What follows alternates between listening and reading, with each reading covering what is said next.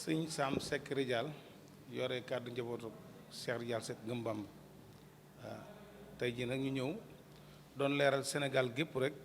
ne leen jéye jooju ngeen dégg ne amoon na ci màggalu Hissina Muharram gi jàll di kero dimanche can ci doon wax ne dafa am xewee biir kër sëñ Ridial bay wax ne am na sax taalibeem boo xam ne moom moo ko def ñu bëgg a leeral àdduna yëpp rek ne leen kenn rey sëñ Ridial xamu ko du ab taalibeem ñi ko rey sëñ Ridial xamu leen dun ay taalibeem reyewul leen it ca biir kër ga ca wetu kër ga lan leen reye nag naam ca mbedd ma waaye reyewul leen ca biir kër ga di wax nag Sénégal gépp ne leen ñi nga xam ne ñooy yor ay kii di daanu ñu tudde leen ay daanu maan ñooñu lu naqari sëñ Ridial la nem naqari yoonu murit gépp àndut ak ñoom amu ci ab taalibe te ku ko déggal loolu doo ko def ndax programme bu sëñ Ridial di def bu mu mën a doon dina ma yebal ma dem ci commanda bu dee Gerle la damay dem ci commanda Sadio mi may dégg bu dee Touba la damay dem ci commissaire u Janatu pour avertir leen ne leen ñooñu buñ fa ñëwee seen engagement lay doon loon fa def seen engagement la ñun woowun leen ñun suñuy taalibe la ñuy woo te suñuy taalibe talunu loolu ñoom ña ngi ko sikkar ba ak lan leen sant ci xeetu jaamu yàlla waaye ñooñu moom wax dëgg yàlla amuñu ci ñoom benn responsabilité ñi rey ñun xamuñu leen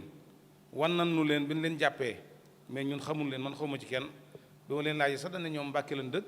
23h lañ fa ñëw xam nga taalibe bu bokk ci kër gi moom doo bàyyi ba 23h ngay doog a màggal si kon loolu firnde ci ne ñu xamuñu leen loolu rek la sëñ Ridial bëggoon mu leer Sénégal gépp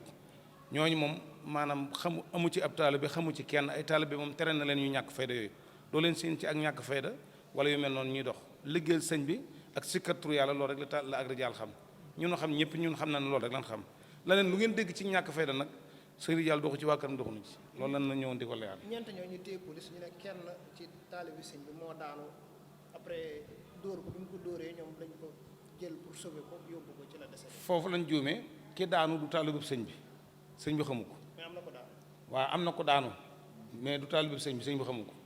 ñooñu programme bu am dañuy ñëw lii ma lay wax nii waa Darou Salaam xam nañu dara Darou Salaam gii màggal gi ñeent fa faatu. mais ki daanu kon kan la ki daanu fii ne ci foofu noonu. xamuñu ko ñun wa yàlla seere na ñun xamuñu ko ki daanu ñun xamuñu ko maanaam xale bi faatu ñun xamuñu ko ka daanu woon ba rey xale bi xamuñu ko ñun xamuñu ci kenn ci ñooñu. mais lan sëriñ si bari nañ Daaru Xudoos te yéen kenn tudd leen publiquement lan moo tax ngeen jugé nécessaire ñoom démentir vu que foofu bari na ay maaram. waaw c'est parce que loolu maanaam mi ngi xewee ci mbeddu sareet yi ak kër Sëriñ Ridial benn la te ku ne xam na ne màggal Daaru Xudoos Hissina Muharram bu passé kër Sëriñ Moustapha Mbacké Mohamed kër Sëriñ Ridial mooy fi ëpp doole ci maanaam wàllu mbooloo loolu la yàlla dogal léegi nag loolu moo tax nag ca jéye ji mi ngi xewee ci mbeddu sareet yi koñ kër Sëriñ Ridial la malgré que bokkut ak nag base ba ak màggal ga ak fa mu xewoon waaye ci koñu kër gi la loolu moo tax bu ne am na benn sëriñ te dem ba léegi ñuy dégg ay rimaan benn sëriñ Sëriñ Ridial moom di xamle ne sëriñ boobu ñuy wax moom du moom amul taalibe buy daanu tere na ko waa këram duñ ko def waa këram liggéey lan xam ak jaamu yàlla ak si kër tur yàlla